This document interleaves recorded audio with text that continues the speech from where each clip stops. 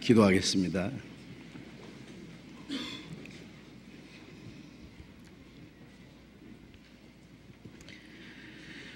거룩하시고 자비로우신 하늘에 계신 우리 아버지 하나님, 우리의 영혼을 사랑하시고 영원한 멸망 가운데서 구원해 주신 그 크신 은혜를 인하여 감사와 찬송과 영광을 우리 아버지 하나님께만 돌립니다. 주님의 그 보배로운 피로 구속함을 받은 저희 형제 자매들, 이 시간에도 주님 앞에 함께 모여서 주님의 은혜와 영광을 찬송하며 주님의 말씀을 배우며 주님 안에서 거룩한 교제를 갖게 해주신 은혜 감사합니다. 이 시간에 주님이 우리 가운데 함께 계심을 믿습니다. 우리 각 사람을 굽어 살펴주시고 주님의 말씀으로, 주님의 풍성한 은혜로, 주님의 사랑으로 우리를 더욱 붙들어 주시고 주님의 생명으로 우리에게도 풍성히 충만히 채워 주시옵소서. 우리의 마음과 생활 속에 하나님 보시기에 합당치 못한 어두운 죄, 숨은 허물들이 있으면은 주님의 말씀에 빛 앞에서 깨닫게 해주시고 주님의 진리로 우리를 더욱 거룩하게 온전하게 세워주셔서 이 땅에 우리의 삶이 하나님 보시기에 결코 헛되지 않고 하나님의 자녀로 부끄러움이 없이 행하게 하시고 또 주님이 우리에게 하라고 맡기신 거룩한 역사를 위해서 온전히 순종하며 섬기며 살게 해 주시옵소서. 멀리 외국 땅에서 복음을 전하며 신앙생활하는 우리 형제 자매들, 여러 가지 어려운 여건 속에서도 주님을 의지하고 주님을 담대히 증거하는 그 마음 주님 더욱 붙들어 주시고 영육간의 강건함을 주시고 필요한 모든 것을 채워주시고 주님의 복음을 담대히 증거해서 많은 영혼들을 주님 앞으로 인도해서 구원받게 하는 큰 역사가 이루어지게 해 주시옵소서. 계속해서 네팔에서 열리는 전도 집회, 그 외에 세계 곳곳에서 열리는 전도 집회 주님이 친히 역사하셔서 말씀을 듣는 영혼들을 다 구원함을 받고 주님 앞에 돌아오는 큰 역사가 계속 이루어지게 해 주시옵소서. 이 시간 함께 참여하지 못한 우리 형제 자매들 어느 곳에 있든지 일일이 보살펴 주시고 영육간에 필요한 모든 은혜를 허락해 주셔서 한 사람도 실족함이 없게 해 주옵소서. 이 시간 우리에게 나타내시기 원하시는 주님의 말씀, 주님의 거룩하신 뜻, 우리가 마땅히 어떻게 행할 일들을 더욱 가르쳐 주시고 우리가 주님의 말씀을 듣고 잊어버리는 자가 아니고 마음과 생활 속에 말씀을 지켜 행하는 자들이 될 수 있도록 주님 우리 마음을 더욱 붙들어 주옵소서. 주 예수님 이름으로 기도드렸습니다. 아멘. 우리 시편 제1편 찾겠습니다.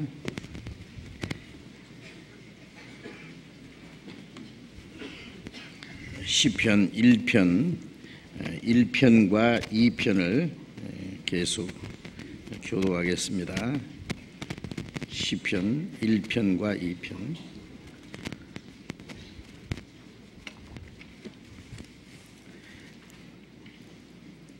시편 1편, 2편 계속 교도하겠습니다. 복 있는 사람은 악인의 꾀를 쫓지 아니하며 죄인의 길에 서지 아니하며 오만한 자의 자리에 앉지 아니하고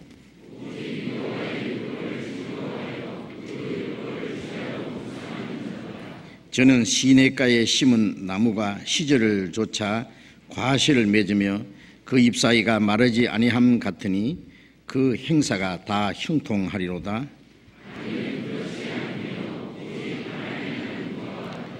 그러므로 악인이 심판을 견디지 못하며 죄인이 의인의 회중에 들지 못하리로다.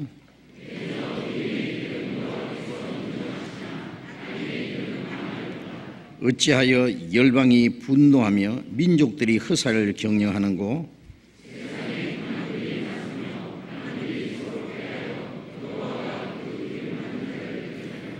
우리가 그 맨 것을 끊고 그 결박을 벗어 버리자 하도다.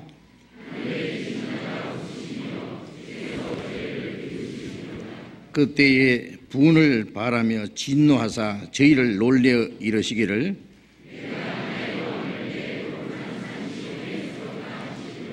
내가 영을 전하노라. 여호와께서 내게 이르시되 너는 내 아들이라 오늘날 내가 너를 낳았도다.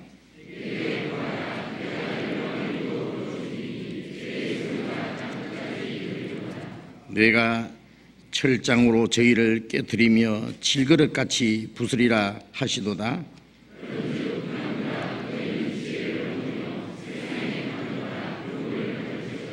여호와를 경외함으로 섬기고 떨며 절구할지어다.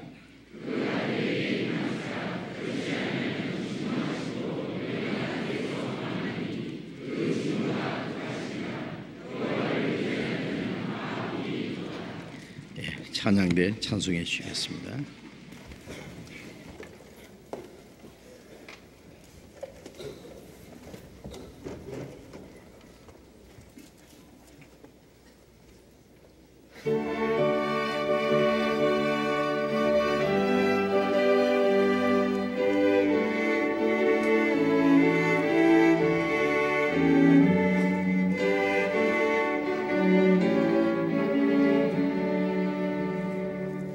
Oh, no.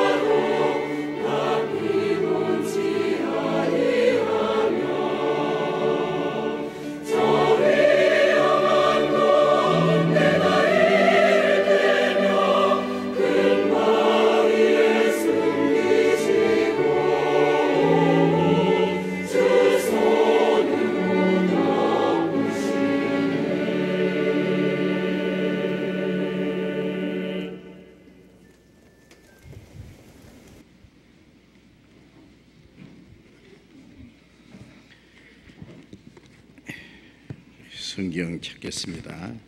마태복음 10장 찾겠습니다.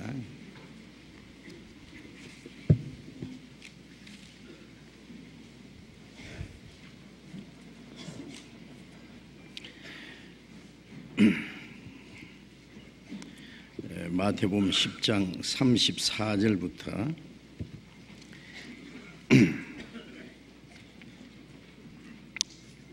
마태복음 10장 34절부터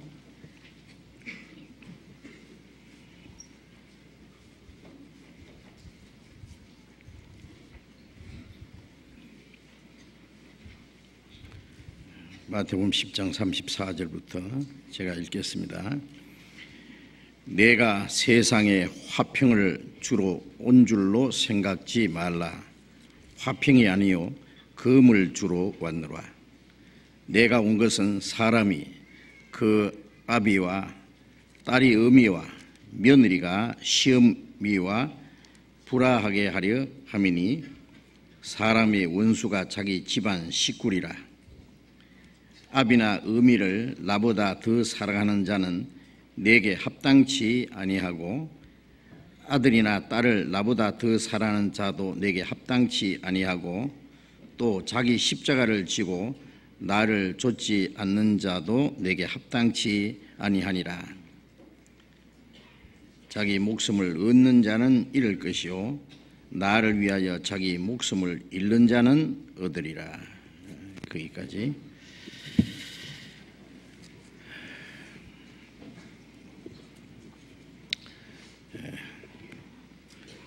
여름이 다 지나고 만물이 결실하는 가을을 천고마비 계절이라고 하는 좋은 계절입니다. 하늘이 높다고 하는 것은 청명하다는 말이겠죠. 하늘이 맑고 푸른 하늘이 더 높이 보이는 것 같다는 말입니다. 우리 시대는 바로 추수 때 이제 모든 결실이 다 이루어지고 모든 것이 끝나는 그러한 마지막 시절이라고 생각합니다. 그리고 역사적인 추수 기간, 추수 때는 세상 끝이라 그런 말씀도 있거든요. 그래서 우리는 하늘을 향해서 하나님을 향해서 더 깨끗하고 맑은 우리의 그 영혼이 하나님과 더 가까워지는 그런 교제가 이루어져야 된다고 생각합니다. 그리고 우리의 영혼이 더 살찌는, 우리 건강도 중요하지만 더 중요한 것이 우리 영혼의 건강입니다. 그래서 우리의 영혼이 더 하나님의 생명과 능력으로 풍성해지고 충만해질 수 있도록 해야 되겠습니다. 그래서 가장 중요한 것은 지난번 말씀드린 대로 우리가 성경을 읽고 또 듣고 외우고 그 말씀을 마음과 생활 속에 지켜나가는 것이 가장 중요합니다. 아무리 바빠도 주일에 또 수요일에 또 함께 모이는 시간에 빠지지 말고 계속 참석하는 것이 첫째 중요합니다. 첫 번 그리스도인의 삶은 자기와의 싸움이라고 할 수 있어요. 그래서 베드로전서 2장 11절에 보면은 나그네와 행인 같은 너희에게 권하노니 영혼을 거스려 싸우는 육체의 정욕을 제어하라. 자, 우리의 육체는 영혼과 싸운다고 했어요. 그래서 육체의 소욕은 성령을 거스리고 성령의 소욕은 육체를 거스리니 이 둘이 서로 대적한다 그랬죠. 그래서 제일 첫 번째 싸움은 자기와의 싸움입니다. 세상 사람들 그러잖아요. 수신제가 치국 평천하. 자기를 다스리지 못하는 사람은 가정도 제대로 못 다스리고 또 나라도 다스릴 수 없다. 먼저 자기를 다스리고 수신이라 그러죠. 그 다음에 가정을 다스리고 그리고 큰 일을 할 수 있다는 얘기입니다. 그래서 우리 신앙생활도 제일 첫 번 자기와의 싸움입니다. 왜 그러냐면 아직도 변화되지 않는 옛 성품들이 우리의 육체 속에 숨어 있기 때문에 그렇습니다. 그래서 그것을 이기는 무기는 역시 말씀입니다. 하나님의 말씀으로 밖에 이길 수가 없어요. 그래서 시편 119편 9절에 보면은 청년이 무엇으로고 행실을 깨끗게 하리이까 주의 말씀을 따라 삼갈 것이니이다. 또 11절에 보면은 내가 주께 범죄치 아니하리 하여 주의 말씀을 내 마음에 두었나이다. 뭐 육체적으로 청년뿐 아니라 모든 사람은 그 마음은 청년입니다. 그렇죠? 청년이 무엇으로 행실을 깨끗게 하리까? 이 청년은 하늘을 찌르던 기백도 있고 욕망도 있고 모든 것이 아주 왕성합니다. 그런데 그것이 하나님을 향한 것이냐 아니면 자기를 향한 것, 세상을 향한 것이냐 하는 데 따라서 그 사람의 삶이 결정될 수 있어요. 그래서 그 청년의 정욕, 청년의 그 자기 마음대로 하려고 하는 전도서 11장 9절에 보면은 청년이 네 마음에 원하는 대로 네 눈이 보는 대로 마음대로 살 테면 살아봐라. 그러나 그 모든 일로 인하여 하나님이 너를 심판하실 줄 알라. 그 마음대로 살고자 하는 그 마음을 무엇으로 깨끗게 할 수가 있느냐? 말씀을 따라서 삼갈 것입니다. 말씀, 그걸 제어할 수 있는 방법은 말씀밖에 없어요. 자기의 어떤 의지나 결심을 가지고도 안 되고 어떤 종교적인 어떤 방법으로도 안 됩니다. 구원받은 사람 속에 성령이 계시기 때문에 성령은 말씀을 통해서 우리의 마음과 생활을 날마다 거룩하게 하십니다. 그래서 요한복음 17장 17절에 저희를 진리로 거룩하게 하옵소서. 아버지의 말씀은 진리니이다. 말씀으로 우리의 마음과 생활을 날마다 거룩하게, 성령께서는 그렇게 하시는 거예요. 하나님의 말씀은 진리니이다. 성령은 말씀이 없으면 역사할 수 없는 분이에요. 그래서 성령이 우리의 마음과 생활을 다스리고 하나님의 뜻을 행하고 하나님의 능력이 우리를 통해서 나타나기 위해서는 우리가 말씀을 더 풍성히 가져야 됩니다. 그래서 읽고 듣고 외우고 그 말씀을 마음속에 간직하고, 말씀을 가까이 할 때에 내가 주께 범죄치 아니하리 하여 주의 말씀을 내 마음에 두었나이다. 하나님과 멀어지면 죄를 짓거든요. 하나님 가까이 하는 방법이 뭐냐? 말씀을 가까이 하는 것이 곧 하나님을 가까이 하는 거예요. 말씀을 멀리하는 것이 하나님을 멀리하는 겁니다. 그렇게 생각하면은 틀림없습니다. 그래서 말씀과 가까워지면은 세상과 멀어질 것이고, 말씀과 멀어지면 세상과 가까워져요. 그렇죠? 그런데 너무 바쁘기 때문에 나는 성경 읽을 시간도 없고 말씀 들을 시간도 없고 주일도 빠지는 시간이 많다, 그렇게 핑계하지 마세요. 우리는 신앙생활을 가장 중요하게 여기지 않으면 안 됩니다.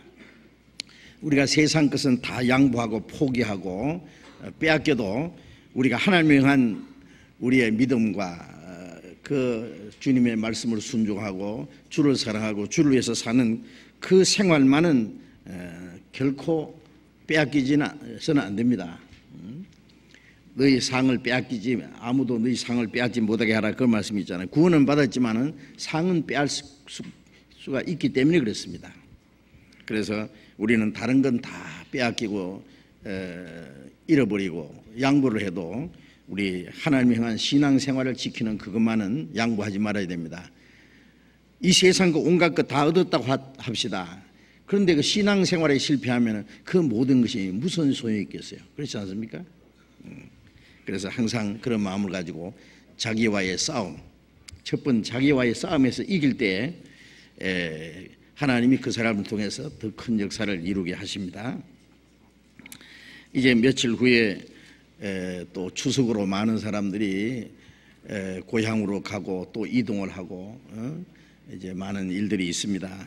그런 가운데서도 우리가 그리스도인으로서의 자세를 결코 잊지 마셔야 됩니다. 안 믿는 사람하고 어울려서 또 쓸데없는 시간을 보낸다든지 그 마음을 빼앗겨서는 안 되는 거예요. 조금 더 신앙의 손해를 보면 안 되겠습니다. 우리가 친척을 만난다든지 친구를 만난다든지 그럴 때에 우리의 그리스도인의 모습을 그들에게 보여줘야 돼요. 말로만 전도를 하는 것이 아니라 우리가 그리스도의 그 위풍을 보여야 된단 말이에요. 우리 그리스도인의 그 품위를 결코 잃지 말고 그리스도인의 모습을 그들에게 보여주고 우리가 믿는 바에 대해서 정확하게 그들에게 전도할 수 있는 기회를 삼으시도록 하시기 바랍니다. 그리고 또 이 명절이 되면은 사람들이 막 모든 것을 선물을 주고받고 또 모든 것이 좀 풍성하고 좀 즐기는 그런 일들이 있잖아요. 그런데 가난한 사람들은, 외로운 사람들은 그 명절이 더 쓸쓸하고 외로울 수 있어요. 그래서 우리가 밖에 많은 사람 도울 수는 없을지라도 우리 구원받은 형제 자매들 중에 어려운 분들, 가난한 분들, 외로운 분들, 그런 분들을 좀 찾아서 좀 도와주시는 그런 일을 하시기 바랍니다. 하나님이 그것을 귀하게 여기실 겁니다. 우리 마태복음 10장을 계속 배우고 있습니다. 이제 오늘 읽은 말씀, 이제 말씀을 보면은 우리는 그 주님의 말씀이 때때로 우리 상식으로는 도무지 이해가 되지 않는 말씀들이 있어요. 그리고 주님이 너무나 극단적인 말씀을 하시는 일들이 있습니다. 그래서 믿지 않는 사람들은 이 말씀에 보면은 굉장히 그 마음속에 거침이 되고 잘못하면 실족할 수도 있습니다. 왜 그러냐면은 이거는 도덕적인 차원에서는 이해가 안 되는 그런 내용들이 있기 때문입니다. 그리고 너무나 사람이 행할 수 없는 그 높은 표준, 아주 극단적인 그런 그 말씀들이 있기 때문에 도무지 사람이 그것을 감당할 수 없는 일이기 때문에 그렇습니다. 이제 읽은 말씀을 다시 34절 말씀을 다시 읽겠습니다. 내가 세상에 화평을 주러 온 줄로 생각지 말라. 화평이 아니요 검을 주러 왔노라. 참 얼른 이 말씀만 보면은 이해되지 못하는 좀 말씀입니다. 화평을 주러 온 줄로 생각지 말라. 이 마태복음 보면은 내가 이렇게 하기 위해서 온 줄로 생각지 마라. 그런 말씀들이 자주 나옵니다, 성경에. 왜? 사람들이 그리스도가 오시면은 어떻게 해주기를 기대하는 것이 있었어요. 네? 당시 유대인들은 메시아를 간절히 고대하고 있었는데 그 메시아가 오시면은 정치적인 문제, 즉 그 당시에 로마의 식민지 국가로서 그들이 말할 수 없는 고통 중에 있었기 때문에 정치적인 해방을 해주는 그런 메시아를 기다리고 경제적으로 그들에게 물질적으로 아주 번영을 주는, 풍성함을 주는 그런 메시아로 기대했어요. 그리고 그들에게 자유를 주고 평화를 주는 그런 메시아로 기대를 했습니다. 실제 이사야서 9장 6절에 보면은 하나님이 한 아들을 우리에게 주셨는데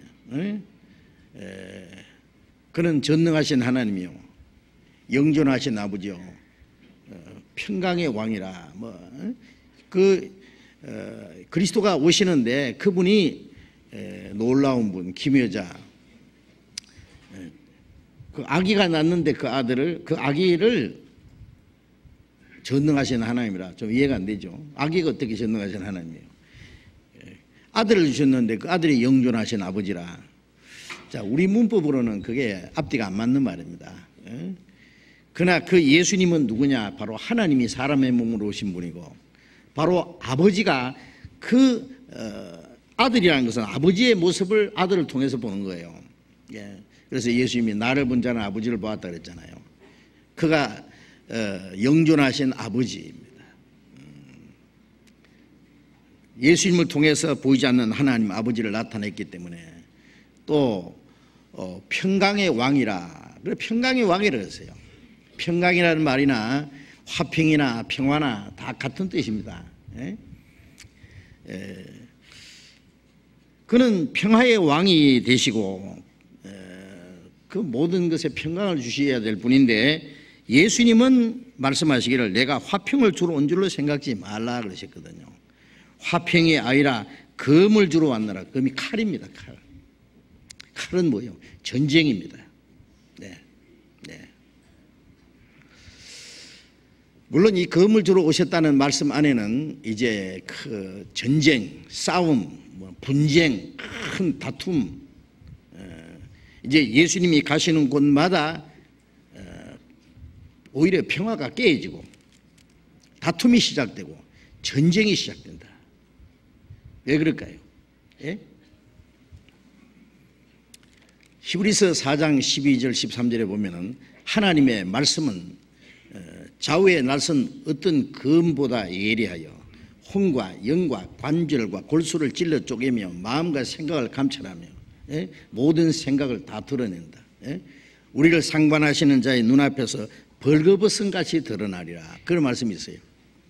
하나님의 말씀은 좌우에 날선 검이다 그 말이에요. 보통 칼은 한쪽에만 날이 서 있잖아요. 이 칼은 좌우에 날이 서서 혼과 영과 관절과 골수를 찔러 쪼갠다. 왜? 하나님의 말씀이 전해지는 그곳에는 인간의 모든 거짓이 다 드러나는 거예요. 다 해부되는 거예요. 관절과 골수를 찔러 쪼갠다. 마음과 생각을 다 드러낸다 그랬어요. 인간의 죄를 폭로하고 인간에게, 죄인들에게 하나님의 심판과 영원한 멸망을 경고하고 구원받을 것을 그들에게 권합니다. 구원받지 않는 자에게 심판을 경고합니다. 구원받은 자들에게는 하나님의 진리를 따라 살 것을 명령합니다. 그 하나님의 말씀이 전해지는 곳에 큰 충돌이 일어나는 거예요. 문제가 생깁니다. 그래서 사람들이 생각하는 평화, 아니 사람들이 이 땅에서 만들어낸 그 평화는 외적인 평화, 육신적인 평화, 그거는 억지로 만들어낸 껍데기 평화입니다. 그걸 거짓 평화라 그러죠. 거짓 평화. 마음에는 평화가 없는데 겉으로는 평화한 것처럼. 그래서 개인적으로도 자기는 죽을 병에 걸려서 이제 죽어가는데 의사가 그 사람에게 진통제나 놔주고 그 다음에 적당하게 치료해 주면서 괜찮다고, 조금은 좋아질 거라고. 그렇죠. 진통제에 나왔으니까 통증은 없어졌지만은 그 병이 나았습니까? 좀 괴롭더라도 대수술을 하든지 뭐 근본적인 치료를 해야 그 평안이 있겠죠. 그렇죠. 그 임시로. 그래서 에레미야 8장에 보면은 그 이스라엘 선지자들이 내 백성의 상처를 심상히 고쳐준다 그랬어요. 심상히 고쳐주면 평강하다, 평강하다나 평강이 없도다. 이 세상도 핵무기를 잔뜩 만들어 놓고 아차하면은 버튼만 누르면은 이 지구가 순식간에 불바다가 될 수 있는 그런 그 초긴장 속에 있으면서 겉으로는 아무렇지 않은 것처럼 평화가 온다고요. 평화.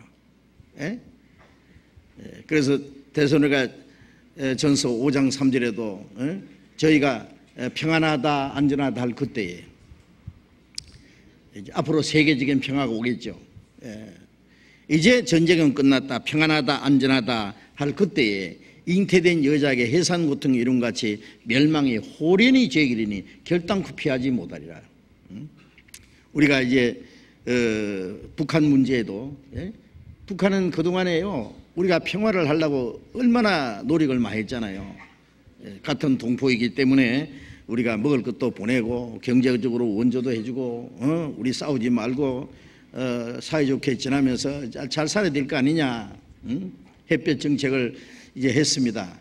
그런데 그들은 겉으로는 평화를 얘기하면서 속에는 전쟁 준비를 했어요. 이제는 핵무기가 있다고 큰 소리 치고 아차하면은 그냥 다 죽여버리겠다고 위협을 하고, 거기에 무슨 평화가 있겠느냐 그거예요. 그러니까 근본적인 이 핵 문제가 해결되지 않으면은 평화도 없다. 우리가 다른 이상 우리가 대화가 될 수가 없다. 그 사실입니다. 그렇잖아요. 우리 근본 문제부터 해결해 놓고 그러면 다른 건 다 문제가 저절로 풀어질 거다. 이 세상은 속에는 전쟁을 가지고 있고 서로 마음속에 그 나쁜 마음을 가지고 있으면서 겉으로는 평화를 외칩니다. 그게 거짓 평화입니다. 그리고 인간이 만들어낸 모든 평화는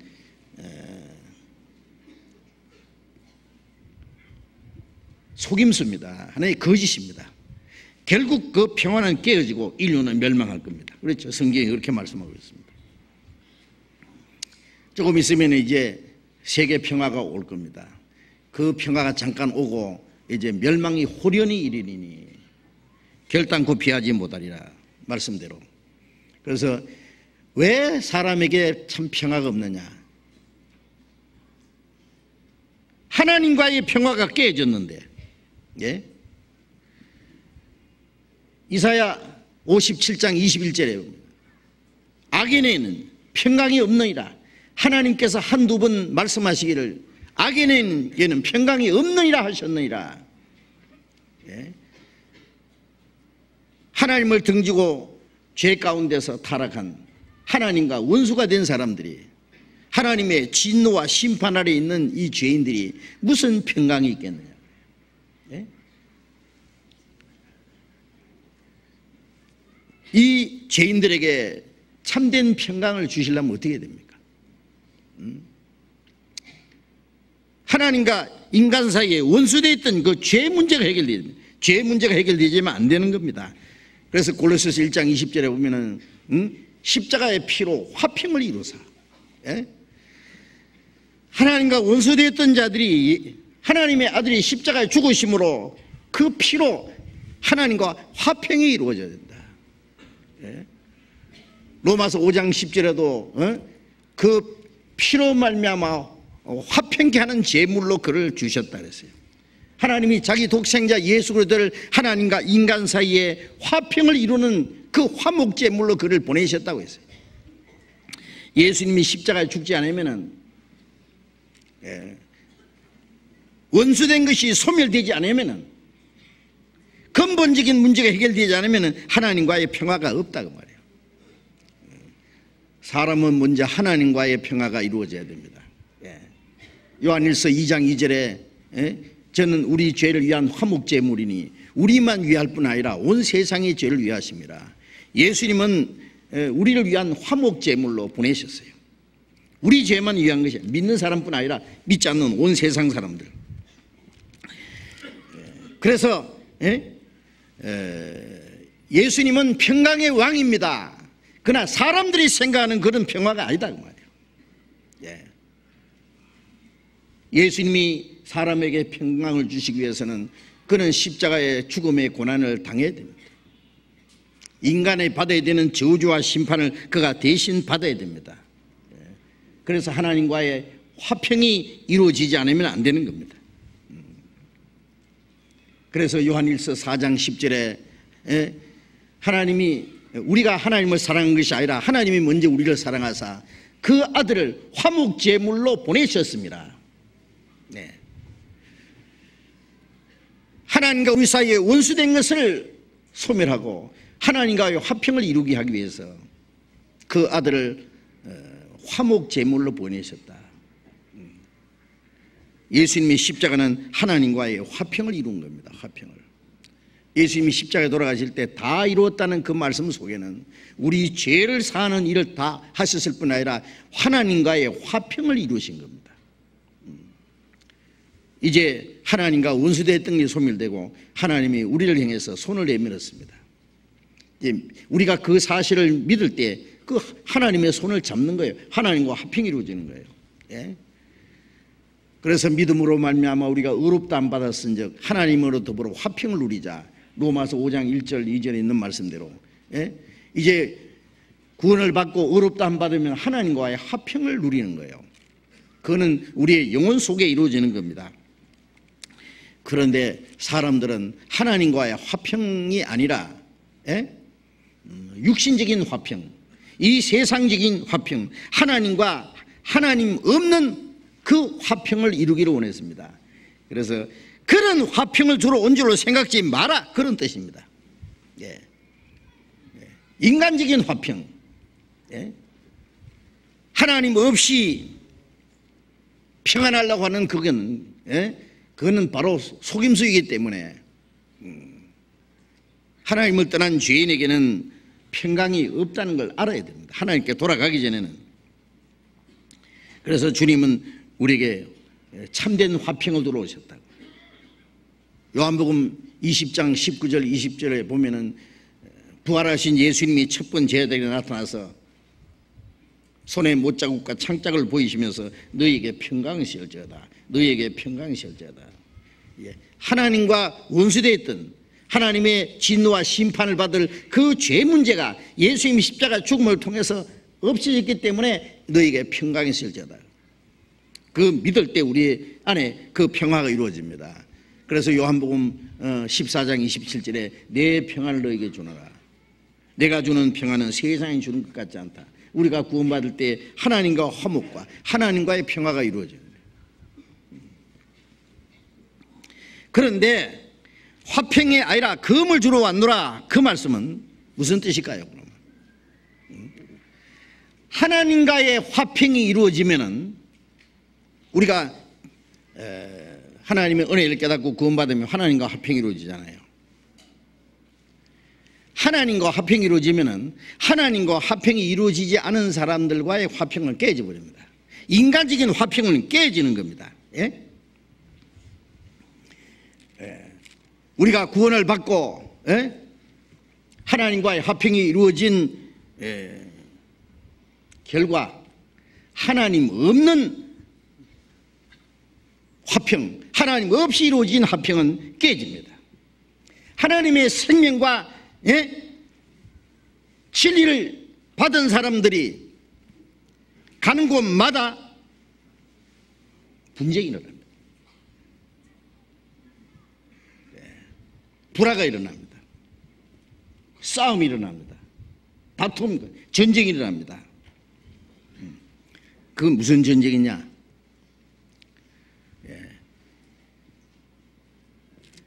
하나님과 화평이 이루어진 동시에 하나님 없는 화평, 그게 깨질 수밖에 없어요. 그 두 가지가 공존할 수가 없기 때문에 그렇습니다. 하나님의 자녀와 악의 세력, 예? 예. 그리스도를 영접하는 사람과 그리스도를 영접하지 않는 사람, 거절하는 사람, 믿는 사람과 믿지 않는 사람으로 나누어지거든요. 예? 진리와 거짓이 나누어집니다. 창세기 1장 3절부터 예? 보면은 빛이 있으라 하시매 빛이 있었고 그 빛이 하나님 보시기 좋았더라. 하나님이 빛과 어둠을 나누사 빛을 낮이라 칭하시고 어둠을 밤이라 칭하시라. 빛이 있기 전에도 어둠이 있었습니다. 그러나 빛이 있기 전에는 어둠이 어둠인지를 모릅니다. 그렇죠? 예? 그러나 빛이 나타나자마자 빛과 어둠이 나눠지는 거예요. 낮과 밤이 나눠집니다. 창세기 1장부터 요한계시록까지 계속 하나님은 나누는 일을 하십니다. 빛과 어둠이 나눴죠. 궁창 위의 물과 궁창 아래의 물로 나눴죠. 바다와 육지가 나눠졌죠. 공중의 새와 바다의 물고기는 나눠졌죠. 땅에 기는 짐승과 하나님의 형상대로 지음 받은 사람이 나눠졌죠. 홍수로 물 위에서 구원받은 사람과 물로 멸망받은 사람이 나눠졌죠. 예? 하나님을 다 떠난 그 가운데서 하나님께 택함받은 사람과 택함받지 않은 사람이 나눠졌죠. 예수님이 오심으로, 예? 예. 예수님은 빛이라 그랬습니다. 빛이 어둠이 빛이 돼 어둠이 깨닫지 못하더라. 예. 정죄는 이것이니 빛이 사람에게 빛이 돼. 예? 예. 사람들이 행위가 악함으로 빛보다 어둠을 더 사랑한 것이라. 예. 빛을 미워하여 빛으로 오지 아니하고, 예. 빛이 비치자마자 빛을 받으면 좋은데 빛을 받지 않는 사람들은 빛을 미워합니다. 빛보다 어둠을 더 사랑합니다. 네. 생명보다 죽음을 택하고 진리보다 거짓을 택합니다. 네. 하나님 편에 서기보다는 마귀 편에 속해서 그때부터 하나님을 도전하는 일이 벌어지는 거예요. 예수님이 이스라엘 땅에 오시자마자 유대인들의 거짓된 것이 다 드러났습니다. 네. 그들과 큰 싸움이 시작됐습니다. 그렇잖아요. 네. 나는 세상의 빛이라. 예. 나를 따르는 자는 어둠에 다니지 아니고 생명의 빛이더리라. 요한복음 8장 12절에 있는 말씀대로 예수님은 빛이기 때문에, 네. 빛이 비치자마자 어둠이 드러나고, 그리고 빛을 따르는 사람이 있는가 하면은 그 빛을 미워하고 대적하는 사람이 있습니다. 그래서 그 충돌이 일어나는 겁니다. 예수님이 오신 후에 곡식과 가라지, 알곡과 쭉정이, 양과 염소, 좋은 물고기와 못된 물고기, 하나님의 아들과 마귀의 자식으로, 예? 마지막에 천국과 지옥으로 영혼이 나눠집니다. 요한계시록에 보면은 영원한 새하늘과 새 땅, 그 다음에 하나님의 심판과 저주를 받아 영원한 멸망, 둘로 영혼이 나눠집니다. 자, 이제 그 두 가지 싸움이 있고 나누어지는 거기에 어느 편에 서느냐 하는 것이 문제입니다. 하나님의 자녀와 마귀의 자식으로 나누어진다고 성경에, 영혼이 나누어진다고. 그래서 사도행전에 보면은 사도들이 복음을 전할 때, 믿는 사람과 그 복음을 대적하는 사람으로 쫙 갈라집니다. 사도들이 가는 곳마다 큰 문제가 생겼습니다. 사도행전 14장을 봅시다. 사도행전 14장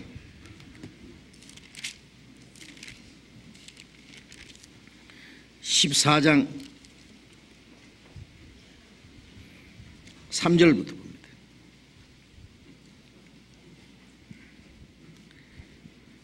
사도행전 14장 3절. 두 사도가 오래 있어 주를 힘입어 다음 데이 말하니 주께서 저희 손으로 표적과 기사를 행하게 하여 주사 자기 은혜의 말씀을 증가하시니 그 성내의 무리가 나누어 유대인을 좇는 자도 있고 두 사도를 좇는 자도 있는지라.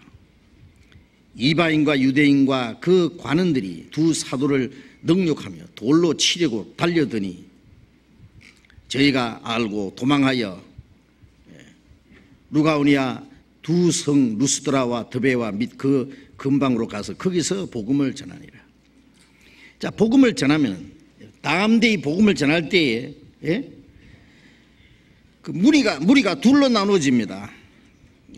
반대하는 대적하는 유대인을 좇는 자도 있고 두 사도를 좇는 자도 있어서.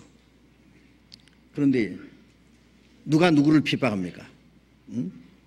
이방인과 유대인과 그 관원들이 두 사도를 능욕하고 돌로 쳐 죽이려고 달려들었습니다. 네. 여기는 아직 죽을 자리가 아니까 도망가야 됩니다. 이때는. 그렇죠? 네. 나중에 루스 들어가서 전도하다가 돌에 맞아 죽었잖아요. 죽었다가 다시 살아났습니다. 살아나자마자 어디로 돌로 쳐 죽인 누가 루스드라에 또 찾아갔습니다. 예, 보면은요. 예, 복음을 전하면 다 좋아하면 참 좋겠는데 받아들이는 사람이 있는가 하면 안 받아들이면 가만히 있으면 되는데 가만히 있는 게 아닙니다. 예, 이 복음을 대적하는 일이 시작됩니다. 사도행전 19장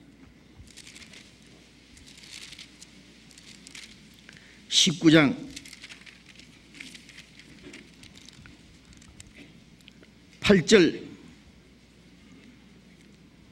9절을 같이 읽어봅시다. 바울이 회당에 들어가서 석 달 동안을 담대히 하나님 나라에 대하여 강론하며 권면하되 어떤 사람들은 마음이 굳어 순종치 아니하고 무리 앞에서 이 도를 비방하거늘 바울이 그들을 떠나 제자들을 따로 세우고 두란노 서원에서 날마다 강론하여 여기 예. 바울이 예.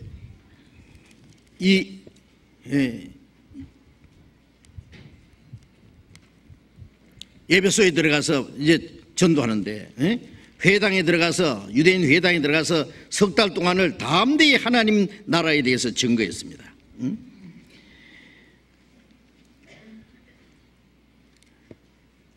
어떤 사람들은 마음이 굳어 순종치 않고 무리 앞에서 이 도를 비방하거늘 복음을 받아들이는 사람이 있는가 하면은 어떤 사람은 마음을 강팍하게 해서 이 복음을 받아들이지 않는 게 순종치 않는 겁니다. 그래서 그 무리 앞에서 이 도를 비방합니다. 우리가 복음을 전하면 똑같은 일들이 일어납니다. 제가 전에 일반 교회에서 여러 번 집회한 일이 있는데 집회를 하면은요 이 복음에 대해서 쫙 얘기합니다. 그러면은 그 반대하는 얘기를 앞에 나가 또 해요. 누가 틀렸다는 겁니다. 하여튼 당치도 않는 말을 가지고 복음을 대적합니다. 비방합니다. 하나님의 역사가 나타나는 곳에는 마귀도 똑같이 역사합니다. 그래서 바울은 그들을 떠나서 제자들을 따로 세우고 두란노 서원이라는 그 요즘 말로 도서관에 가서 날마다 강론했다. 그게 많은 믿는 사람들이 생겼습니다. 복음이 전에 들어가면은요 듣는 사람이 다 받아들인 게 아니라 듣고 깨닫고 구원을 받는 사람이 있느냐 하면은 마음을 강팍하게 해서 이 복음을 대적하는 사람이 있습니다. 예수님이 가시는 곳마다 예수님을 말씀을 듣고 다른 사람이 있느냐 하면은 예수님을 죽이려는 사람들이 끈질기게 따라다니잖아요. 바울도 그랬고 베드로도 그랬고 과거에 복음을 전하던 모든 사람들이 복음이 전해지는 곳마다 계속 그런 일들은 있어 왔습니다.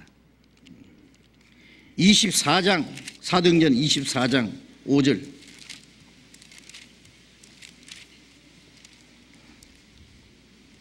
24장 5절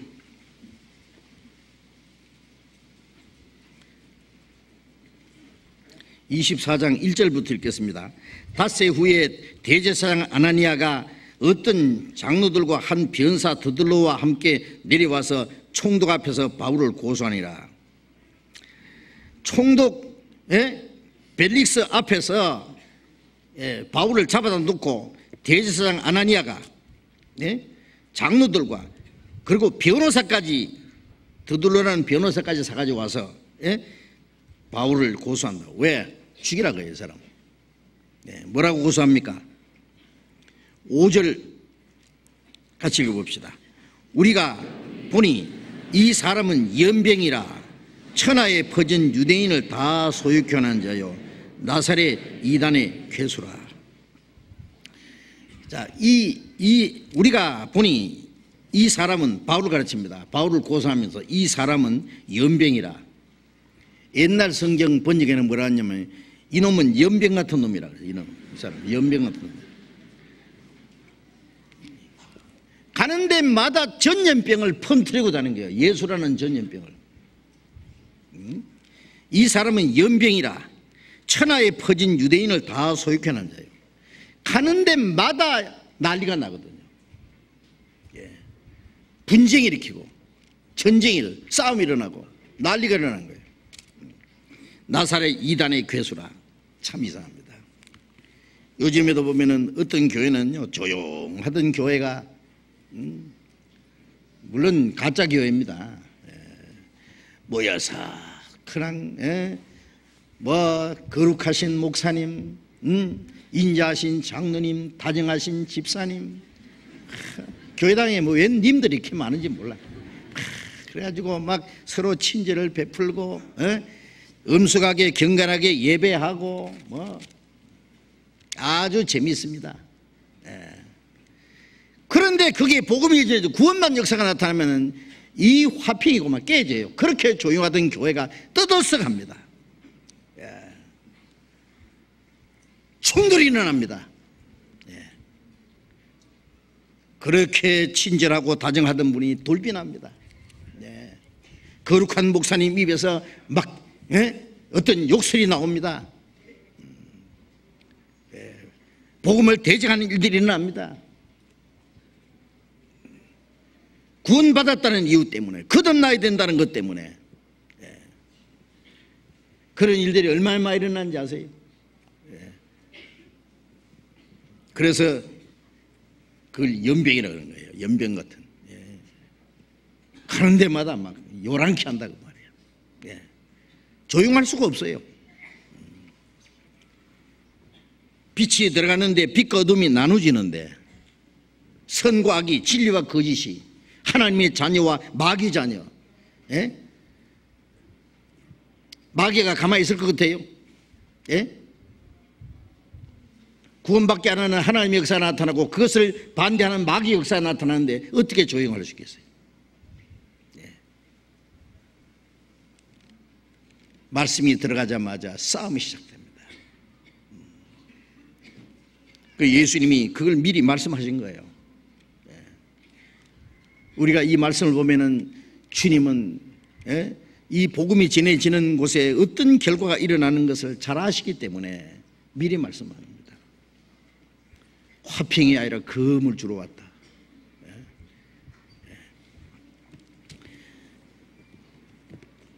사도행전 28장을 봅시다.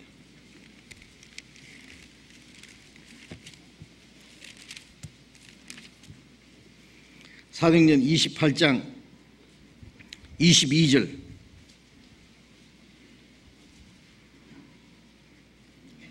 22절 같이 읽어봅시다. 이에 우리가 너희의 사상이 어떠한가 듣고자 하노니 이 파에 대하여는 어디서든지 반대를 받는 줄 우리가 알미라 하더라. 바울 사도가 복음을 전하다가 유대인들이 죽이려니까 바울 사도는 로마 시민권인 가진 사람이요. 몸은 유대인이지만은 그는 태어난 곳이 길리기아 다소가 로마 영토니까 나면서부터 로마 시민권을 가진 사람이에요. 로마 시민권을 가진 사람은 재판을 받을 때 마지막 최종 로마 황제 가이사에게 호소할 권리가 있어요. 그래서 자기는 억울하게 유대인들에게 죽는 것을 허락지 않고 가이사에게 호소하노라. 그건 사실은 하나님이 바울 사도를 로마에 가서 전도하도록 보내시는 겁니다. 요셉은 종으로 애굽에 팔려갔지만은 하나님의 계획은 그 애굽의 총리 대신 하기 위한 하나님의 계획이 있었잖아요. 바울이 죄수의 몸으로 로마 압송돼 갔지만은 사실은 로마의 선교사로 하나님 보내신 겁니다. 로마에 잡혀가서 2년 동안 집행유예로 있으면서 전도를 했잖아요. 그래 로마에 갔을 때 유대인들이 바울을 찾아와서 말했어요. 너희 사상이 어떠한 거자 듣고자 하노니. 이 바울이 전하는 말씀이 무슨 사상인 줄 알았어요. 이 파에 대해는, 이 파가 무슨 파요? 복음파, 거듭나야 된다는 파. 이 파에 대해서는 어디서든지 반대를 받는 줄 우리가 압니다. 어디서든지입니다. 참 이상합니다. 요한 웨슬레이가 구원을 받고 나서 복음을 전하니까 국교에서 쫓아내 버렸어요. 로마 국교, 이 영국 국교회가 성공입니다. 완전히 이단이라고 쫓아내 버렸어요.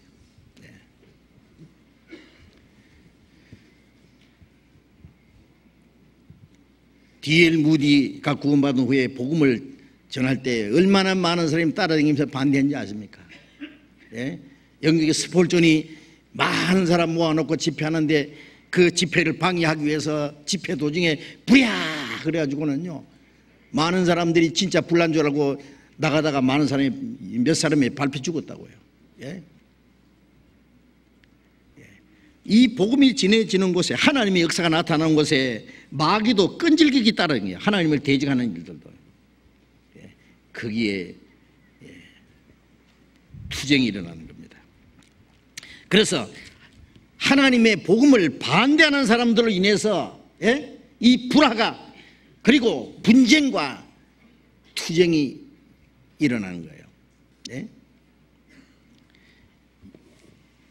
내가 화평을 주러 온 것이 아니라 검을 주러 왔노라. 후에는 아비와 아들이, 딸이 어미와,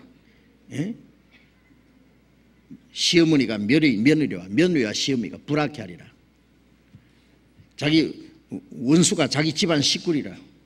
그 말씀을 보면, 얼른 보면은요, 저 예수라는 사람은 이 가정을 깨트려 오는 사람입니다. 행복을 줘야 될 텐데 오히려 불화를 주러 왔다고. 식구끼리 원수가 되게 하러, 가정을 파괴시키러 왔다고 이렇게 비방할 수 있잖아요. 그런데 사실은요, 먼저 구원을 받은 사람이 분쟁을 일으키겠어요? 이 분쟁의 원인은 먼저 구원받은 사람, 그리스도인으로서 일어나는 게 아닙니다.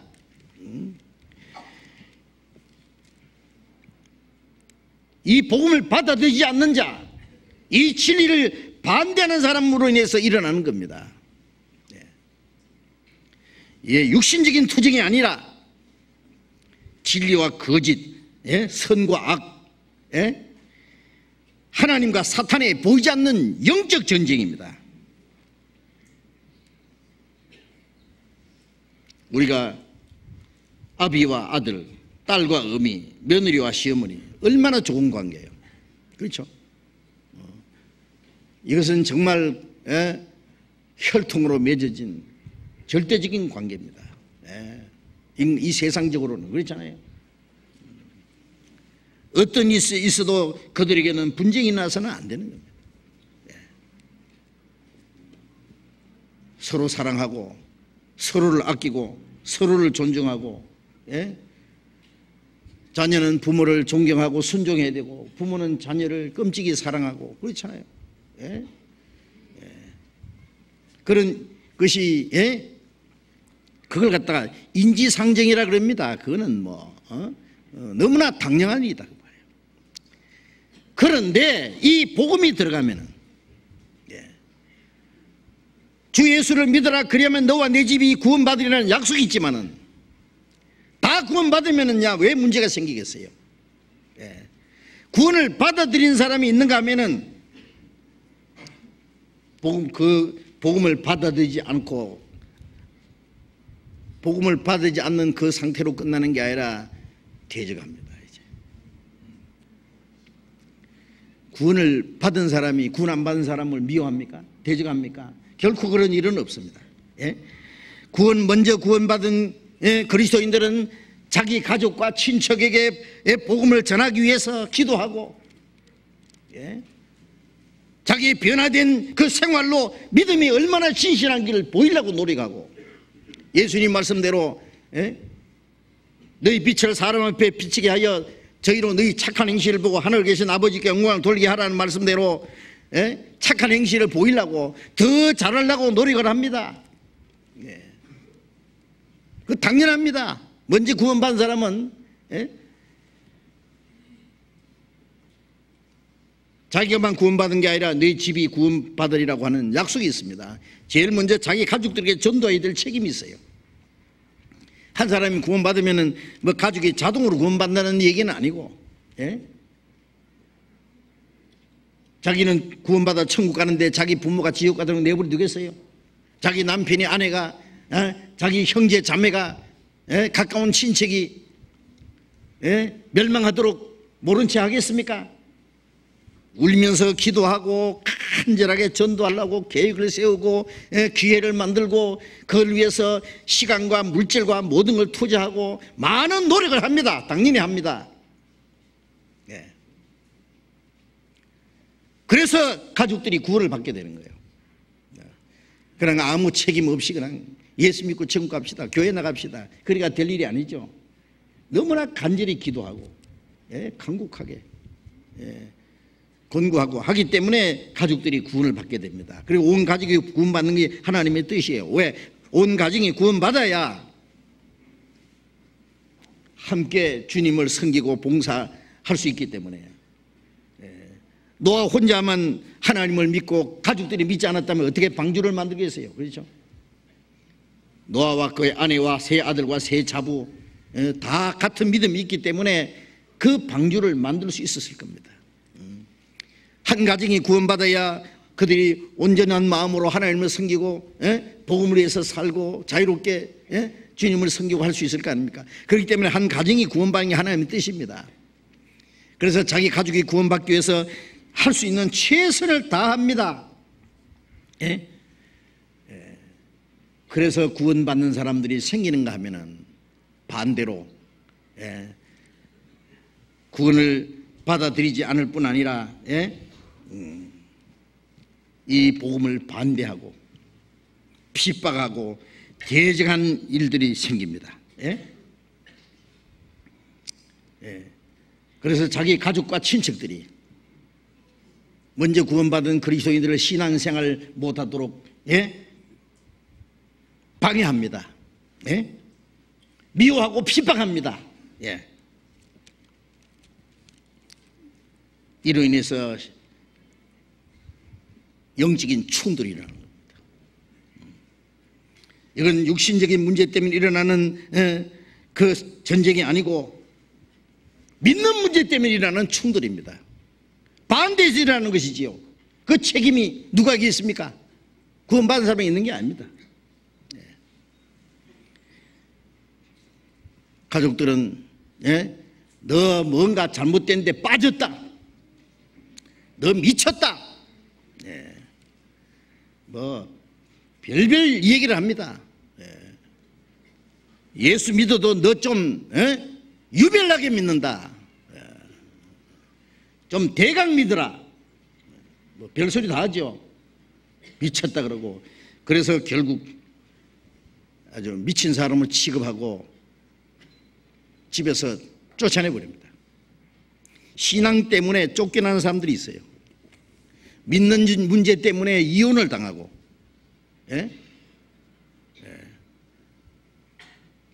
아버지에게서 매를 맞고 쫓겨나고, 원수가 되는 일들이 많이 있습니다.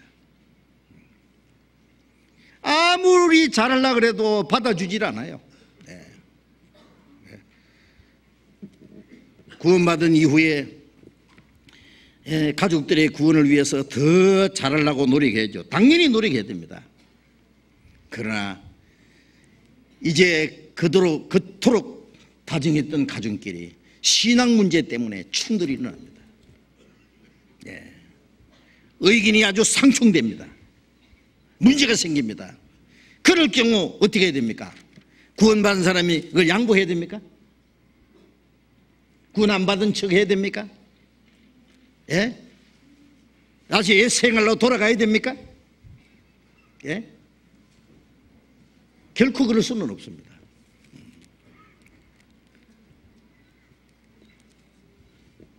이제 믿지 않는, 구원받지 않는 가족들은 뭔가 자기하고 모든 게 다른 거예요.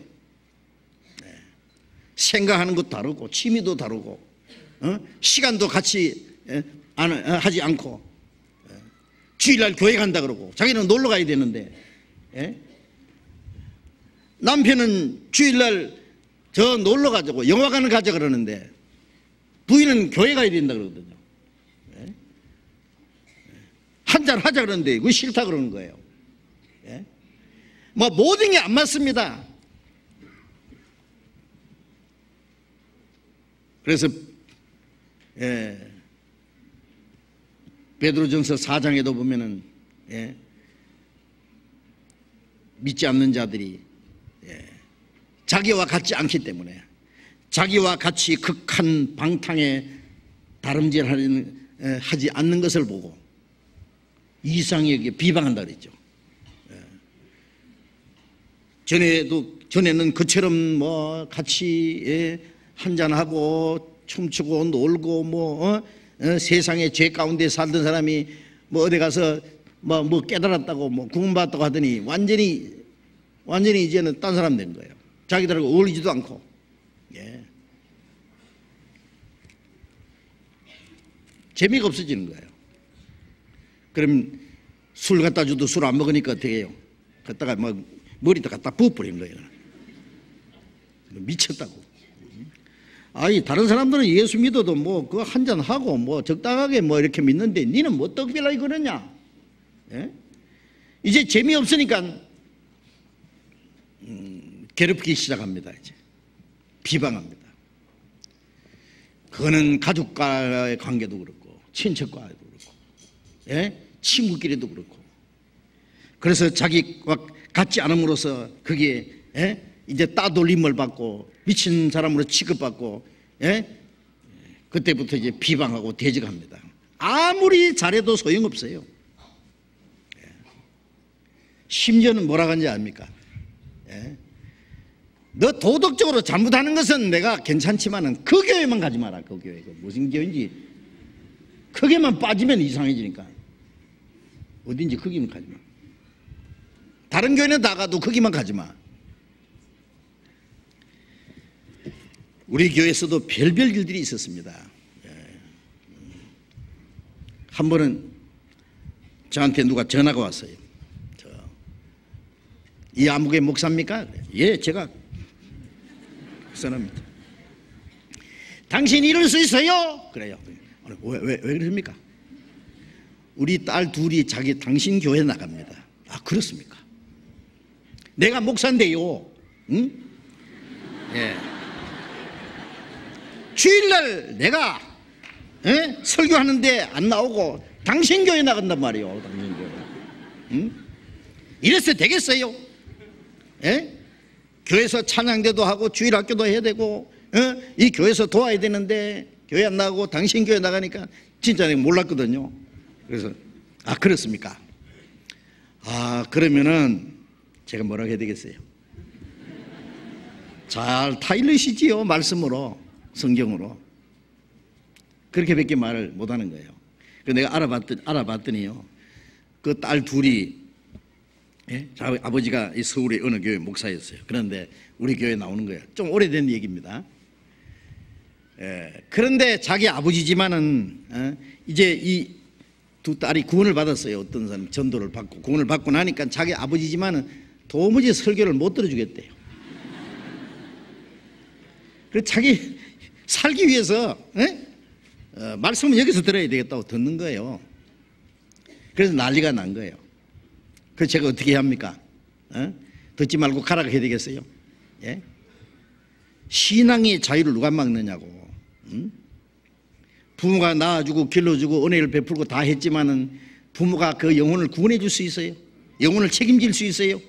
예? 책임 못 지면은 영적인 문제는 자유를 줘야 된다는 거예요. 그렇잖아요. 제가 모르는 사이에 벌써 집에서 쫓겨났습니다. 막 두들겨 패고 하니까 도저히 살 수가 없어가지고 할머니 집에 가서 있더라고요. 두 사람 다 딸들이 나중에 신앙생활을 열심히 잘 했습니다. 지금 여기 있는지도 몰라 어딘지.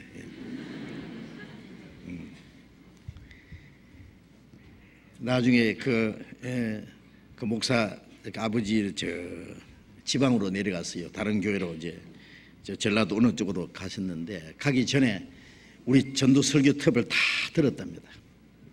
다 듣고는 들어보니 이단은 아니다 그러더래요. 예. 그리고 그 어머니인데 어머니를 저희 집에 한번 모시고 왔어요. 예.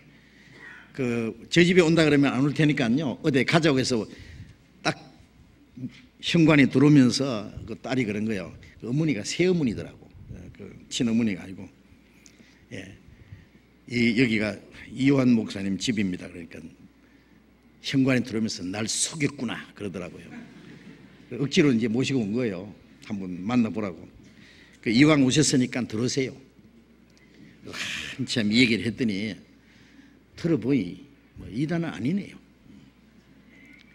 이단이라고 해서 반대하는 거예요. 예. 이 가까운 데서도 뭐 어딘지 얘기는 안 하랍니다. 예. 거기도 역시 그 목사님 딸이에요. 우리 교회 나오는데요. 응? 그 목사가 자기 딸을 두들겨 패가지고요. 기청이 터지고요. 난리가 났어요. 예. 지금 그 자매는 우리 교회 형제하고 결혼해가지고 목사님이 돼가지고 지금 목회 잘하고 있습니다. 자매는 열심히 봉사하고. 예. 별일이 다 있어요. 우리 교회 안에. 예? 자, 이런 일들은요 많습니다. 옛날에 있었고 지금도 있었고. 예? 한 집에서 예? 불화가 일어나는 겁니다. 누구 때문에? 먼저 믿는 사람이 안 믿는 사람을 구박합니까? 그런 일은 없습니다. 예. 남편이 술을 먹고 와도 주정을 해도 부인이 다 받아주고 불쌍히고 기도해주고 예? 구원받도록 도와주려고 애를 씁니다. 믿는다는 문제 때문에 구박을 하고 예? 예, 핍박을 하는 겁니다. 예수님은 어떤지 압니까? 예수님의 예? 친척들이 예수님 보고 미쳤다 그랬어요. 예. 마가복음 3장을 봅시다. 마가복음 3장 21절. 마가복음 3장 21절 같이 읽어봅시다. 예수의 친척들이 듣고 붙들을 넣어 나오니 이는 그가 미쳤다 하미라. 예수님의 친척들이 예?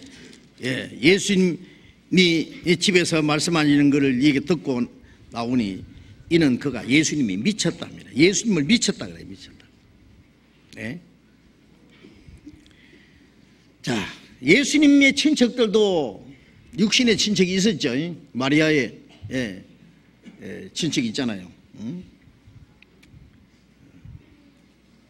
예수님은 미쳤다고. 마리아가 나중에 요셉과 결혼해가지고 예, 자녀들을 낳았죠. 예수님의 동생들입니다. 동생들도 예수를 믿지 않았습니다. 요한복음 7장 5절에 보면은 예수님이 부활하실 때까지는 동생들도 믿지 않았습니다. 그래서 예, 예수님이 예루살렘에 올라가서 우리 형님이 왕이 되면 좋은데 왜 뭐 우물우물 하냐고 예, 못마땅하게 얘기하고요. 응? 예. 이 영적인 문제 때문에 가족들끼리도 분쟁이 생깁니다. 충돌이 일어납니다. 에베소서 2장 에베소서 2장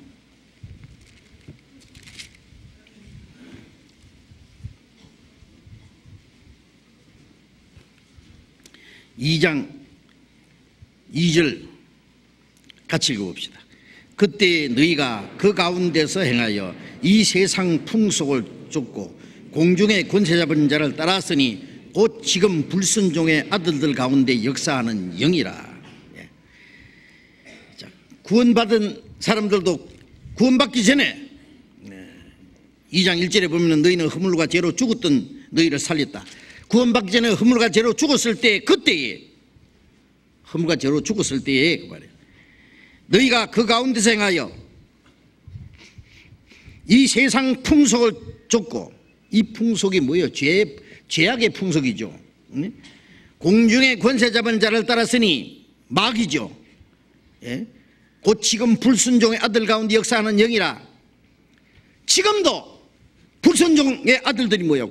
구원받지 못한 사람들을 이 성경에는 불순종의 아들이라고 합니다. 그들 속에 역사하는 영이라. 모든 사람 마음 속에요, 구원받지 않은 사람 속에는 이 마귀가 역사합니다. 공중의 권세 잡은 자가 마귀가 역사합니다. 예? 이 마귀는 에덴 동산에서부터 사람을 유혹해가지고, 예? 하나님이 먹으면 영생한다고 하는 그 생명과보다도 먹으면 죽는다고 하신 그 선악과를 먹도록, 예? 꾀해가지고, 예? 불순종하게 하고 하나님과 이간을 시키고 그 영혼을 죽이게 만들고, 그 마귀는 계속 사람 속에 역사하는 겁니다. 예. 죄와 허물로 죽은 사람들 속에는 이 공중의 권세 잡은 자 불순종의 아들들이 그 가운데 역사를 합니다. 그래서 육체의 소욕을 따라 행하도록, 눈에 보이는 그 현실적인 것을 따라 추구하도록, 예? 그러므로서 영혼에 대해서는 생각하지 못하도록, 예? 하나님의 영원한 생명과 천국에 간 소망보다는 세상에 대한 욕망을 계속, 예? 충동질해가지고요, 구원받지 못하게 하고, 예? 그러다가 이 복음이 전해지면은요, 복음을 듣고 간절히 구원받고자 하는 그 갈망하는 사람 속에는 하나님의 성령의 역사에서 구원받도록 도와주죠. 그러나 그런 마음이 없는 사람은요, 제가 어떤 사람은요, 죽을 때까지 반항하더라고. 참 대단해요. 어떤 부인이 남편 전도를 하려고 어떻게 애를 쓰는데요, 남편이요 막 끝까지 막 얼마나 대적하는지 몰라. 어떤 사람 부모도 그래요. 아무리 얘기도 안 들어. 죽을 때까지. 야, 정말 대단하대요. 대단해. 예수님이 십자가에 돌아가실 때 강도 한 사람은 회개하고 죽기 직전에 구원을 받았잖아요. 너와 나와 낙원에 들어가리라. 지옥 문턱에서 바로 천국으로 옮겼습니다. 그러나 한 사람은 죽기 직전까지 악을 쓰면서 예수님, 당신은 하나님 아들이면 십자가 내려오라고, 나도 좀 살려보라고, 예? 비웃고 욕하고, 네. 참. 그래서 이 복음이 전해지는 곳에는요, 두 종류의 사람이 반드시 생깁니다. 예? 복음을 받아들여서 구원을 받는 사람이 있는가 하면은,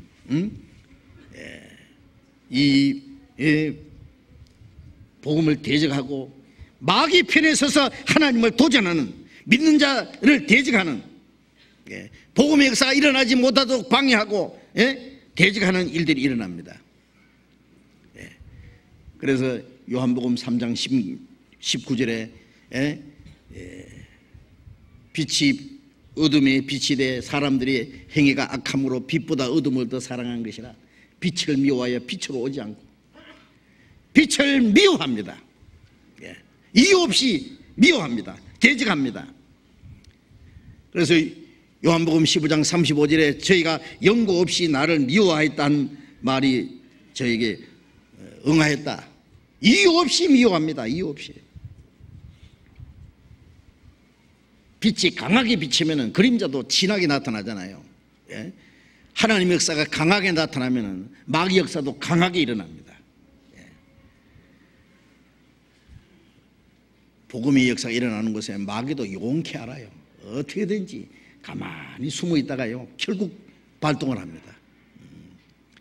그래서 이제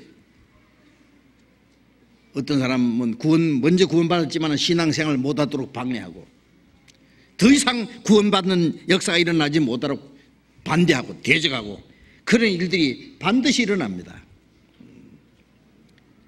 시편 41편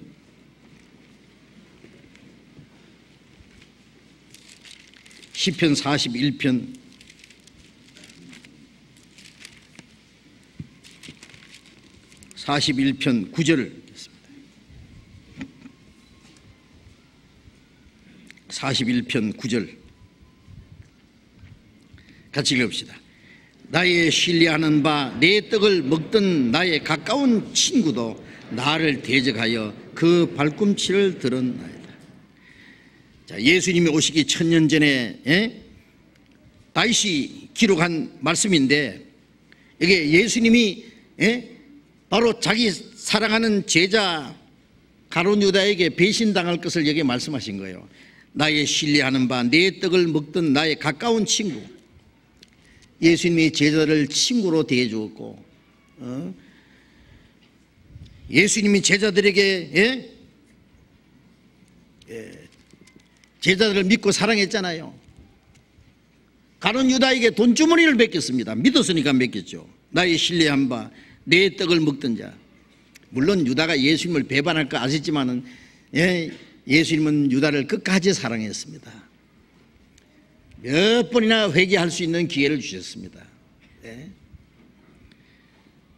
유다의 발도 씻겨주시고 떡을 탁 찍어가지고 유다에게 주셨습니다.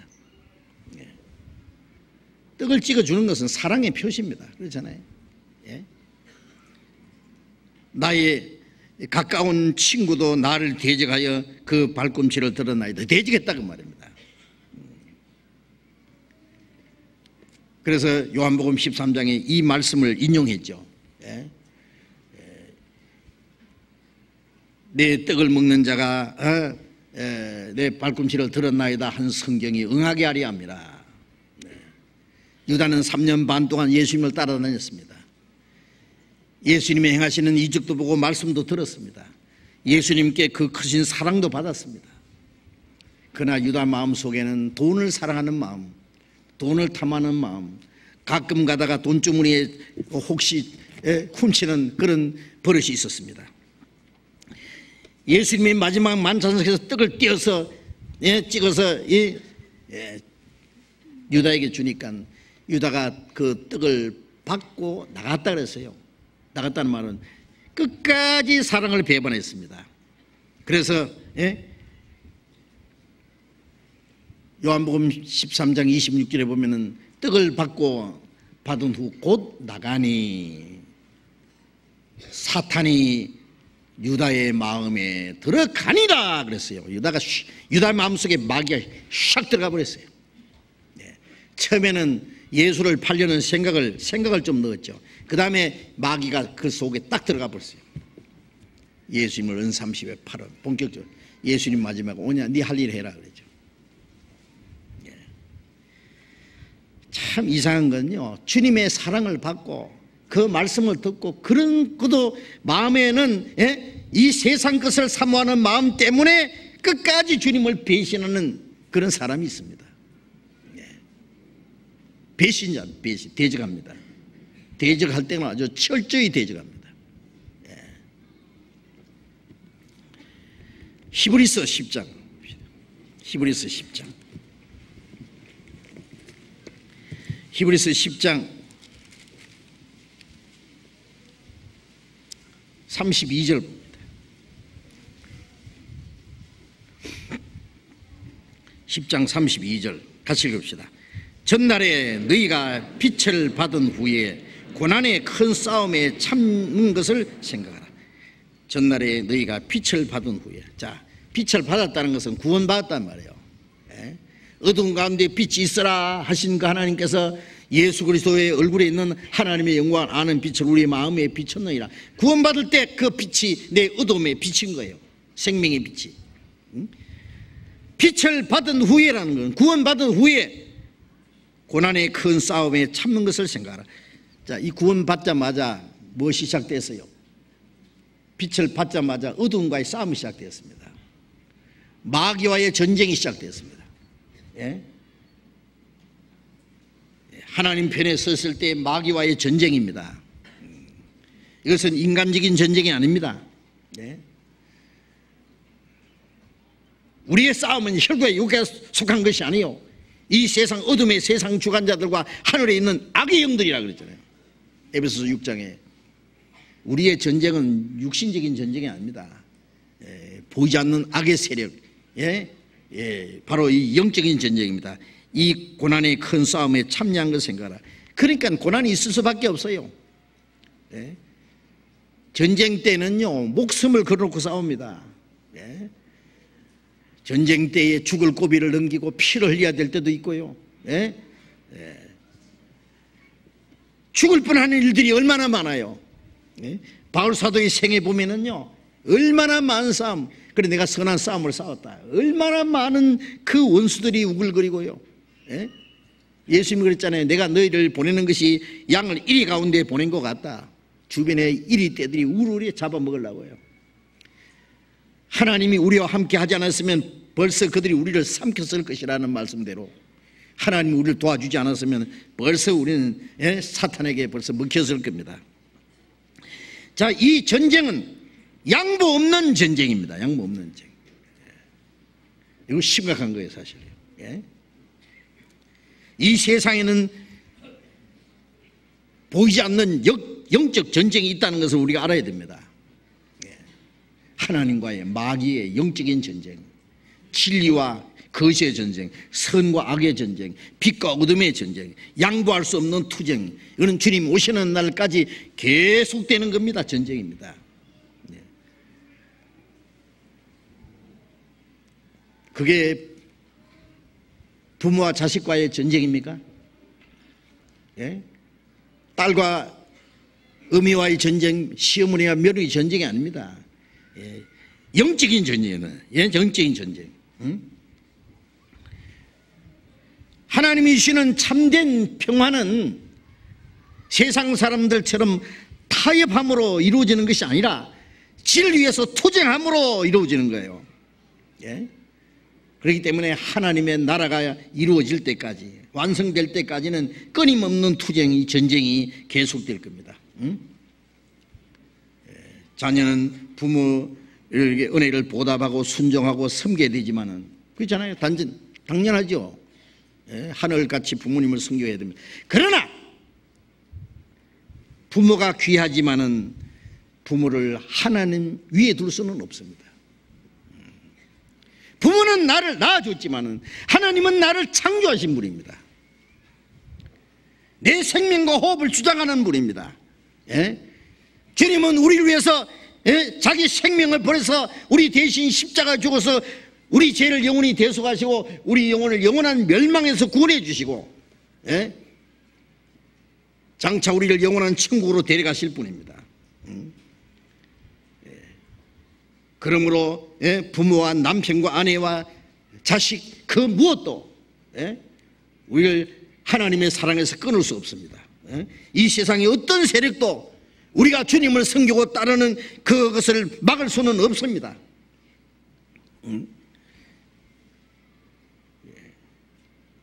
우리는 우리의 생명과 모든 걸 다 바쳐서 주님은 섬김 받으시기에 합당한 분입니다. 그렇기 때문에 거기에서 일어나는 불화와 투쟁이 일어나는 거예요. 양보할 수 없는 전쟁이죠. 그죠? 이것 때문에 참으로 가슴 아픈 일은 진리를 대적하는 가족들로 인해서 분쟁이 일어나고 결국 원수가 될 수도 있다는 이 사실입니다. 그래서 그러한 일들이 있을 것을 미가서 7장 6절에 미리 말씀하셨거든요. 미가서 봅시다. 7장.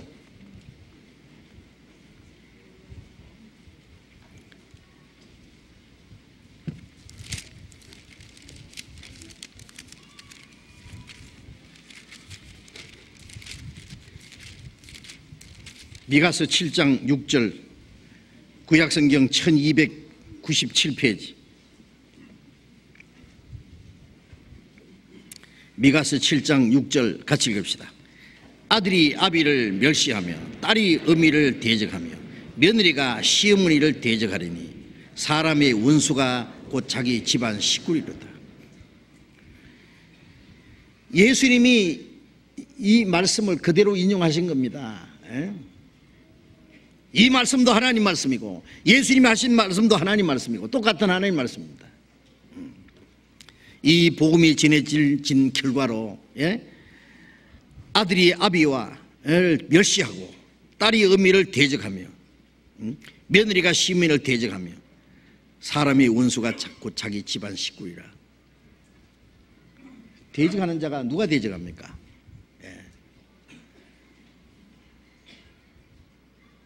하나님이 마귀를 대적합니까? 마귀가 하나님 대적합니까? 사탄이라는 말은 대적자라는 뜻입니다. 대적자. 하나님의 역사가 나타나는 곳에는 마귀는 끊임없이 대적합니다. 구원받은 사람 신앙생활 못하도록 대적하지요. 미워하고 핍박하지요. 이유 없이. 얼마나 미워하는지 몰라요. 막 두들겨 패고, 믿는다는 이유 때문에 어떤 집에는 부인이 아무리 남편이 잘해도 믿는다는 것 때문에 매일 구박하고 대적하고, 네, 두들겨 패고, 아무리 잘해도 소용없어요. 제발 믿지만 마라 그거예요. 그거 말 안 듣는다고, 남편 말 안 듣는다고. 아니 다른 건 다 들어도 어떻게 자기가 영혼을 책임질 거예요 그래? 네. 그럼 말도 안 되는 소리. 지가 하나님 자리에 앉으려고. 네?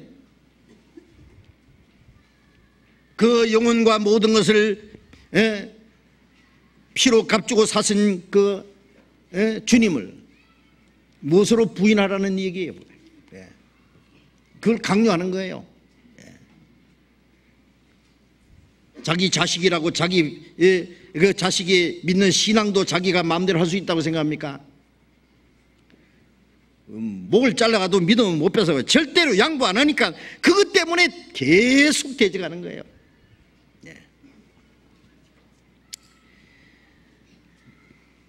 그래서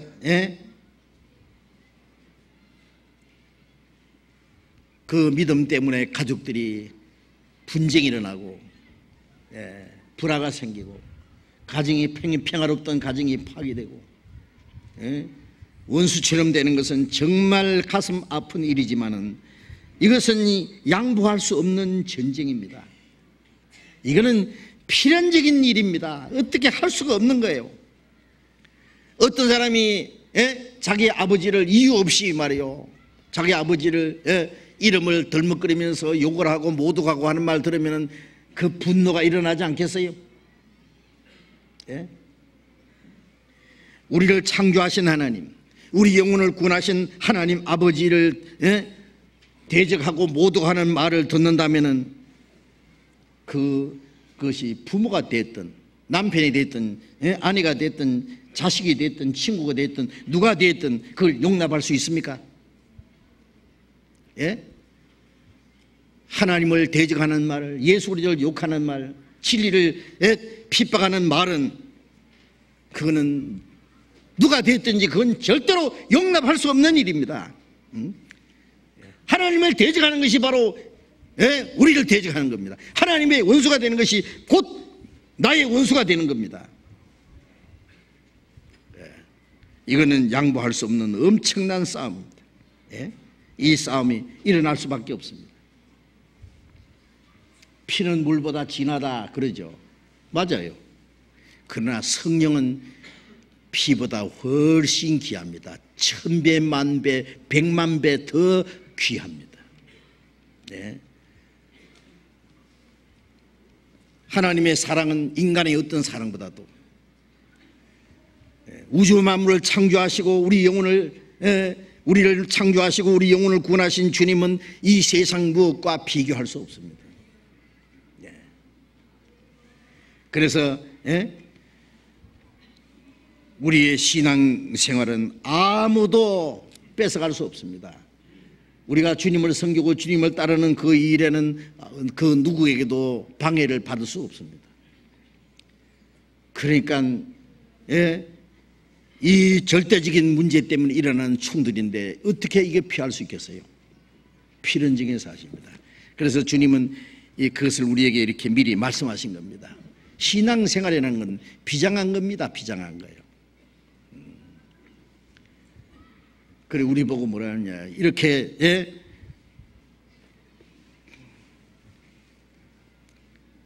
절대적으로 양보 못하는 신앙생활을 고집할 때에 뭐라 하면 이제 광신자라고 합니다. 미쳤다 그랬죠. 뭐 잘못됐다 그럽니다. 믿어도 너무 떡별하게 믿으려고 한다고 비방합니다. 그러나 우리는 다른 사람들처럼 종교생활을 하는 게 아닙니다. 예수 믿는 게 종교생활입니까? 하나님 자기 독생자를 죽는 데까지 내어주셔서 우리를 구원하신 겁니다. 우리도 주님을 위해서 우리의 목숨까지 바쳐서 주님을 위해서 살고 주를 위해서 죽기까지 하게 되고, 이 우리에게 주신 이 진리는 절대적인 거예요. 그걸 대강 어떻게 믿느냐고. 이 신앙생활이라는 거 얼마나 비장하다는 것을 우리가 알아야 됩니다. 그래서 신앙생활은 대강 하는 종교생활 아닙니다. 주일날 시간 되면은 그냥 성경책 챙겨가지고 그냥 부랴부랴 교회당 와서 찬송 부르고 기도하고 예배하고 그리고 서로 인사하고 또 헤어지고 그런 거 아닙니다. 주님이 목숨을 바쳐서 우리를 구원하셨기 때문에 우리도 목숨을 바쳐서 말씀을 순종하고 목숨을 바쳐서 주님을 따라가고 이 진리를 위해서 살다가 진리를 위해서 죽기까지 하는 거예요. 이거는 양보할 수 없는 전쟁입니다. 그런데 그것이 다른 사람도 아닌 자기 가장 가까운 친척으로, 가족으로 말미암아 불화가 일어나고 분쟁이 일어나는 것은, 이것은 피치 못할 일입니다. 예수님이 말씀하신 대로입니다. 그래서 주님과의 평화를 이루기 위해서는 사람과의 전쟁이 불가피합니다. 계속해서 다음 시간에 또 말씀드리겠습니다. 기도하겠습니다. 자비로우신 우리 아버지 하나님, 이 세상 많은 사람 가운데도 우리를 불러 구원해 주시고 우리를 세상 모든 죄와 거짓에서 구별해 주신 것 감사합니다. 우리가 주님의 생명을 받고 주님의 빛을 받고 진리를 받고 이제 남은 생에 주님을 위해서 하나님의 뜻과 영광을 위해서 살 수 있도록 우리를 인도해 주시는 것 감사합니다. 그러나 진리를 믿지 않고 진리를 반대하고 대적하는 세력으로 말미암아 우리 구원받은 사람들에게 많은 고난의 싸움이 있는 것을 알고 있습니다. 주님이 말씀하신 대로 하나님과의 평화가 이루어짐으로써 사람과의 불화가 이루어지고 주님이 주신 평안과 이 진리로 말미암아 많은 불화와 투쟁이 일어나므로 우리에게도 많은 고난이 있습니다. 주님, 그러나 우리의 영혼을 구원하신 주님, 주님은 우리의 영원한 생명이시오, 우리의 소망이시오, 주님은 우리의 삶의 주인이십니다. 우리의 삶을 주님이 온전히 주장하시고 다스려 주시고 이 세상에 아무 거짓도 우리를 주장하지 못하도록 인도해 주시옵소서. 이 빛과 어둠의 싸움, 진리와 거짓, 하나님과 마귀와의 사이에서 우리는 하나님 편에 섰습니다. 우리는 이제 더 이상 선택의 여지가 없습니다. 오직 하나님의 뜻과 영광에서 남은 생에 주님을 따라가고 진리를 따라서 하나님의 영광을 위해서 사는 삶이 아무런 방해도 받지 않도록 우리를 지켜주시고 우리의 용기와 담대함을 허락해 주시옵소서. 우리를 통해서 하나님이 이루고자 원하시는 더 큰 역사를 이루시기를 바랍니다. 구원받은 우리 형제자매들 가정마다 많은 어려움과 고난이 있으리라고 믿습니다. 주님, 이 모든 고난과 어려움 중에서 지켜주시고 이 모든 걸 이길 수 있는 용기와 능력을 더욱 힘입혀 주시옵소서. 멀지 않아 다시 오시는 주님 영광 앞에 부끄러움이 없이 설 수 있도록 칭찬과 존귀와 영광을 받게 합당한 사람 되게 해 주시옵소서. 이제 이번 추석 명절 기간에도 우리가 만나는 모든 사람들에게 우리가 그리스도인이라는 것을 증거하고 그들에게 주님의 복음을 전할 수 있는 기회가 될 수 있도록 인도해 주시고 우리에게 더욱 주님의 사랑과 말씀으로 힘입혀 주시옵소서. 얼마 후에 시작될 축의 수양회 때도 우리가 많은 영혼들을 인도해서 구원받게 하는 큰 역사가 이루어지게 하시고 또 얼마 후에 가질 전도 집회에도 주님 많은 영혼이 구원받을 수 있도록 이 일을 위해서 우리가 미리 기도하고 준비할 수 있도록 우리 모두를 주님 뜻대로 귀하게 사용해 주시옵소서. 주 예수님 이름으로 기도드렸습니다. 아멘.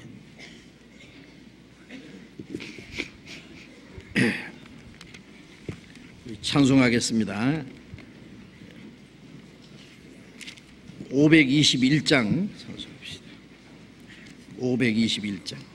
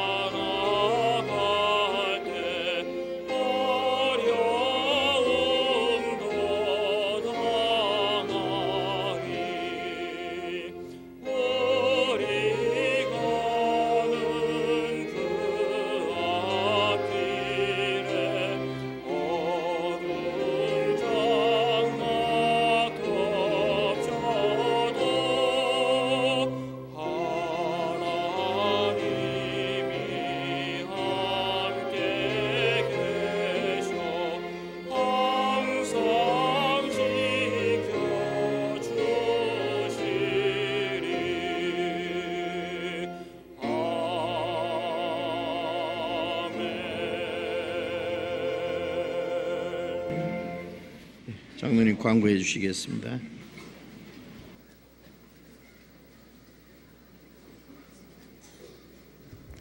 광고 말씀드리겠습니다.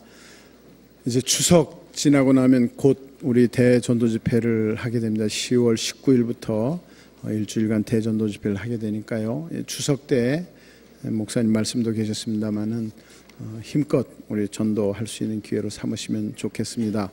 10월 14일부터는 또 추계 수양회가 있습니다. 미리 준비하시면 많은 하나님의 영광이 나타나겠습니다. 28기 신입 교사 모집을 지금 하고 있는데요. 10월 11일부터 우리가 교육을 하니까요. 이번에 또 결심을 하셔가지고 많이 좀 같이 교사로 응모해 주시기 바랍니다. 생명의 빛 11호 원고 모집합니다. 10월 5일까지 이번 연휴 기간에 쓰셔서 갖다 주시면 11월호 생명의 빛에 게재되겠습니다. 공주 정안에서는 우리 그 공주교회에서 밤을 보내왔습니다. 공주 정안밤입니다. 한 자루에 5,000원인데요. 해외 선교 헌금으로 쓴다고 합니다. 많이 이용해 주시기 바랍니다. 광고 마치겠습니다. 예, 마쳤습니다. 자유롭게 교제하시기 바랍니다.